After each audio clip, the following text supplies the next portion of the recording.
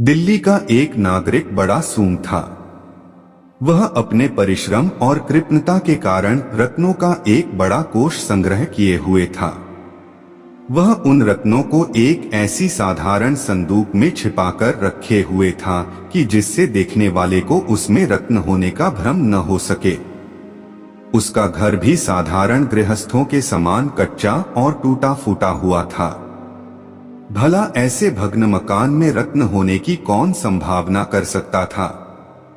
दैवात एक दिन मध्य रात्रि में उसके घर में आग लगी।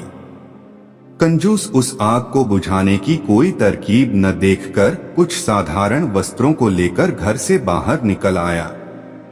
ये वस्त्र उसके रोजमर्रा के काम आने वाले थे। घर जलने की चिंता में बेचारा कंजूस छाती पीट पीट कर रुदन करने लगा। उसके रोने का शब्द सुन और आग की लपट देखकर उसके अड़ोस पड़ोस के बहुतेरे आदमी एकत्र हो गए। उन आदमियों में एक लोहार भी था।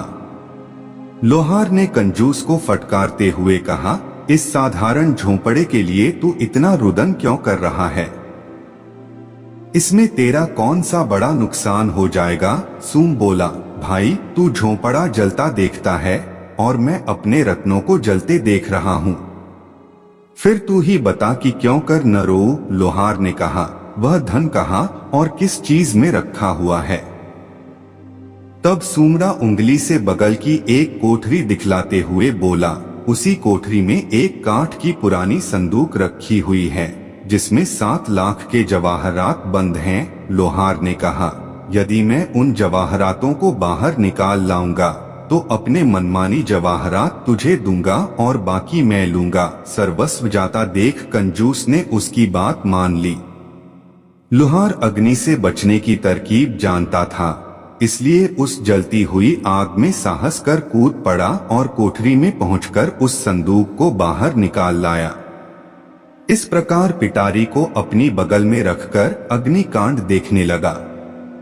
थोड़ी देर बाद जब अग्नि का वेग घट गया और लोगों के हृदय में शांति आई तो पिटारी का मामला उपस्थित हुआ। जिस वक्त लोहार और कंजूस में ऐसी शर्तें तय की थी, उस समय लोहार ने एक और चालाकी की थी। उस जगह के 2 मनुष्यों को अपना गवाह बना लिया था। गवाहों के सामने ही वह पिटारी खोली गई। पिटारी खुलते ही जवाहरातों की चमक बाहर तक फैल गई। जैसे धन देखकर गवारों की दशा होती है, वही दशा लोहार की भी हुई। उस अमूल्य रत्नों की ढेरी को देखकर उसका मन फिर गया।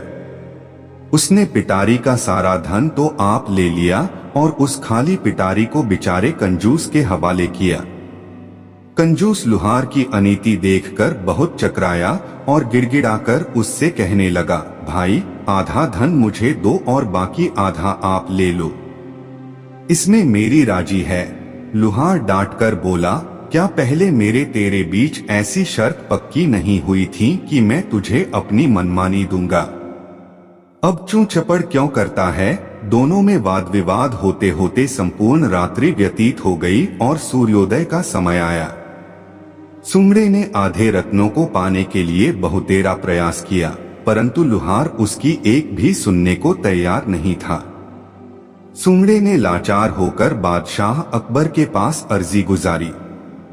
मामला पेचीदा देखकर बादशाह ने बीरबल को बुलाया और उनका सारा हाल सुनाकर उसे न्याय करने की आज्ञा दी। बादशाह की आज्ञा शिरोधार्य कर बीरबल ने उन दोनों से अलग अलग बयान लिया और उन बयानों को पृथक पृथक 2 कागजों पर लिखकर उस पर उनके हस्ताक्षर कराए। फिर उन दोनों से बारी बारी साक्षी लेकर प्रमाणित कराया कि उनका कहना बिल्कुल सत्य है और उन्हें मान्य है।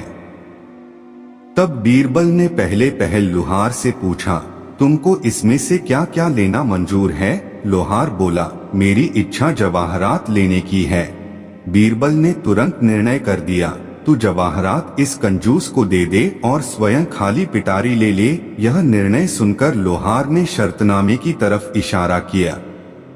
बीरबल बोला, तू पहले ही अपनी शर्तों में लिख चुका है कि मैं अपनी मनमानी दूंगा, तो तेरे मन में जवाहरात लेने का है। अतएव तेरी जबान से ही निर्णय हो गया। अब जवाहरातों को इसे देकर आप खाली पिटारी लेकर चला जा। इस प्रकार लुहार के हाथ खाली पिटारी लगी और कंजूस सानंद जवाहरातों को लेकर घर लौटा। लुहार की मनमानी उसे ही महंगी पड़ गई।